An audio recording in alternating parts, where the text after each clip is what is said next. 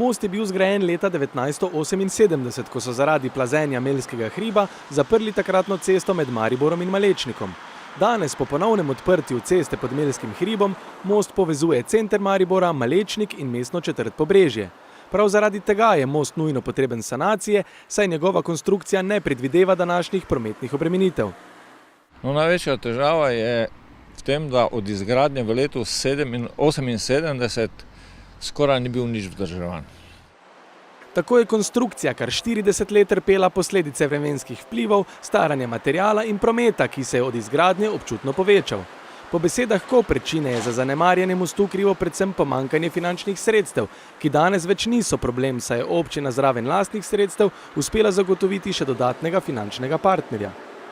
Tako kot imamo v sporazumih o vzdrževanjih mostov na dovodnih kanalih dogovorjeno, da vzdržujejo objekte nosilno konstrukcijo oni, vozno pa lokalna skupnost oziroma država, je tudi tu prišlo do dogovora in se sklepa sporazum o sofinanciranju.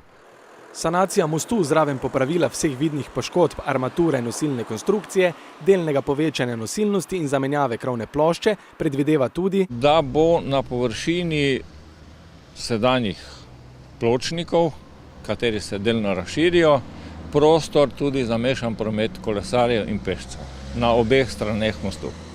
V času sanacije bo most za promet popolnoma zaprt. Mesto Maribor ima srečo, da ima zelo blizu dvoetažni most, kateri povezuje Pobrežje in Pamelje, katerega bojo krajani Malečnika in tega dela lahko kvalitetno uporabljali. Veliko prahu je ob načrtovani sanaciji dvignila tudi bližnja dovozna cesta do garaž podjetja Marprom, kjer se bližnji krajani pritožujejo nad nevarnostjo in hrupom, ki ga povzročajo avtobusi mestnega prometa. Krajani zato zahtevajo nov cestni priključek, ki bi avtobuse usmeril direktno na most. Sama sanacija mostu ne zajema tega priključka, se pa pripravljajo vsi dokumenti za izgradnjo te povezave na nasip, ki je sestavni del mostne konstrukcije. Tudi po sanaciji mostu omejitev teže motornih vozil ostaja, vendar predvideva nekoliko višjo zgornjo omejitev, ki bo po novem znašala 7,5 ton.